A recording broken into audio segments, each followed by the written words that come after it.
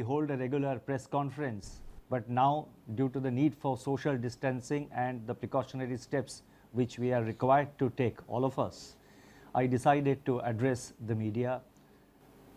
And since there is no press conference, I have tried to make my statement as explanatory as possible, as self-explanatory as possible, so that the room for questions, etc., are minimized considerably. So therefore, the statement is a bit long. I request your patience, and I would also request you to please be patient till the end, because towards the concluding paragraphs, I have tried to give some forward guidance. In view of the COVID-19 pandemic, the Monetary Policy Committee decided to advance its meeting, which was originally scheduled on 31st March and 3rd April, and the announcement was due to be made on 3rd April. We decided to announce it to 24th, 26th and 27th. Accordingly, the MPC met on 24th, 26th and 27th March and undertook a careful evaluation of the current and evolving macroeconomic and financial conditions, and of course the outlook. I wish to take this opportunity to express my sincere thanks to the MPC members for responding so quickly. I also wish to place on record my appreciation of all the staff and officers of RBI for their excellent cooperation in facilitating this. After extensive discussions, the MPC voted for a sizable reduction in the policy repo rate and for maintaining the accommodative stance of monetary policy as long as necessary to revive growth, mitigate the impact of COVID-19 while ensuring that inflation remains within the target. While there were some differences in the quantum of reduction, the MPC voted by a 4-2 majority, that is by a 4:2 majority, to reduce the policy repo rate by 75 basis points to 4.4%. I repeat, the rate cut decision is 75 basis points, and accordingly the repo rate stands reduced from 5.15% to 4.4%. Simultaneously, the fixed rate reverse repo rate, which sets the floor of the liquidity adjustment facility, that is the LAF corridor, was reduced by 90 basis points. I repeat, 90 basis points to 4%, thus creating an asymmetrical corridor. The purpose of this measure relating to reverse repo is to make it relatively unattractive for banks to passively deposit funds with the Reserve Bank, and instead to use these funds for on-lending to the productive sectors of the economy. It may be recalled that during the month of March so far, the banks have been parking close to rupees 3 lakh crore on a daily average basis under the reverse repo, even as the growth of bank credit has been steadily slowing down. This decision and the advancement of the MPC has been warranted by the disruptive force of the coronavirus. It is intended to 1.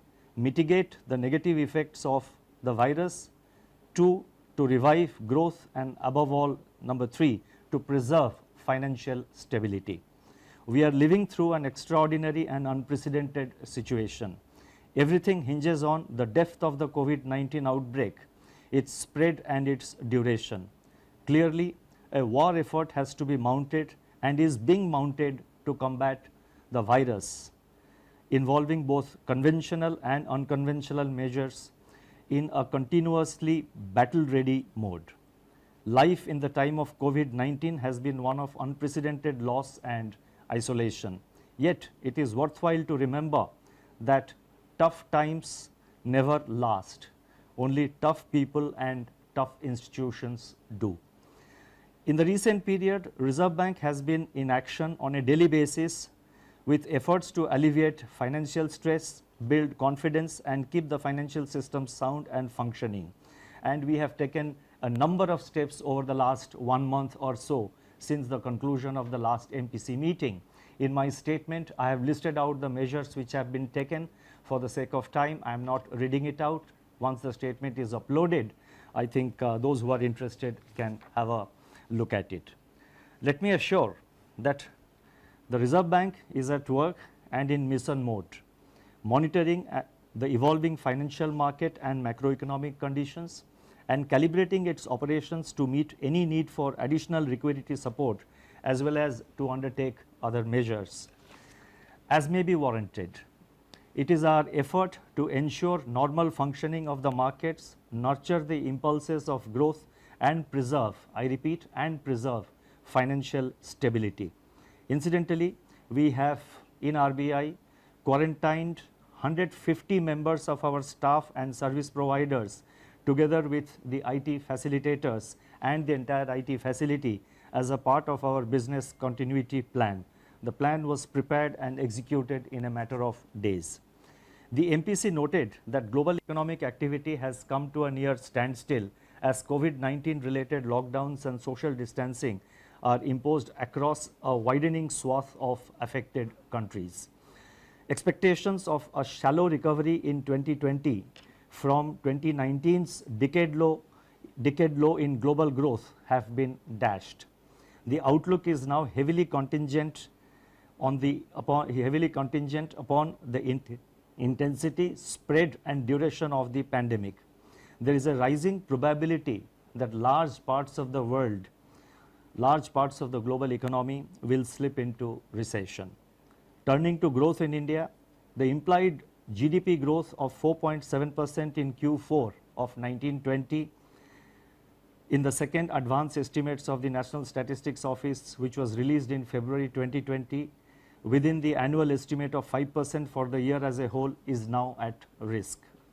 As regards the outlook for 2021, apart from continuing resilience of agriculture and allied activities, most other sectors of the economy will be adversely impacted by the pandemic, depending upon, I repeat, its intensity, spread and duration. We have to recognize that the government has taken timely and appropriate measures to contain these three factors, that is to contain intensity, spread and duration. And let us all cooperate with the measures announced by the government to deal with the problem, to prevent the spread of coronavirus, to contain it and win this war. If COVID-19 is prolonged and supply chain disruptions get accentuated, now these are risk factors which I am listing out.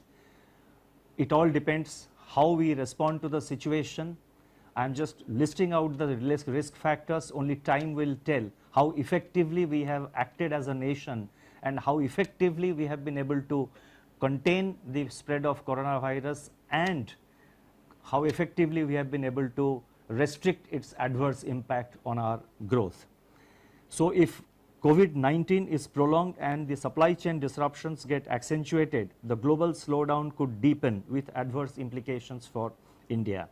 The slump in international crude prices could, however, provide some relief in the form of terms of trade gains. Downside risks to growth arise from the spread of COVID-19 and prolonged lockdowns. Upside growth impulses are expected to emanate from monetary, fiscal and other policy measures and the early containment of COVID-19. As regards inflation, the prints of January and February 2020 indicate that actual outcomes for the quarter are running 30 basis points above our earlier projections, reflecting the onion price shock. Looking ahead, food prices may soften even further under the beneficial effects of the record food grain and horticulture production, at least till the onset of the usual summer uptake. Furthermore, the collapse in the crude prices could work towards easing both fuel and core inflation pressures depending on the level of pass-through to the retail prices. As a consequence of COVID-19, aggregate demand may weaken and ease core inflation further. Heightened volatility in financial markets could also have a bearing on inflation. Given this heightened volatility, unprecedented uncertainty and extremely fluid state of affairs, projections of growth and inflation would be heavily contingent on as I earlier said, the intensity, spread and duration of COVID-19. Precisely for these reasons, the MPC decided to refrain from giving out specific growth and inflation numbers because the situation is fast changing and the outlook is extremely uncertain. In fact, this kind of uncertain outlook has never been seen before. And as I mentioned earlier, I would again like to repeat that if we, all of us, every citizen, every person who lives in this country, if we follow the rules, if we follow the advices given by the government and other authorities, then as a country we should be able to win this war against COVID-19, in which case much of the worries that we have in our growth outlook would get considerably reduced. The MPC noted that macroeconomic risks both on the demand and supply side brought on by the pandemic could be severe.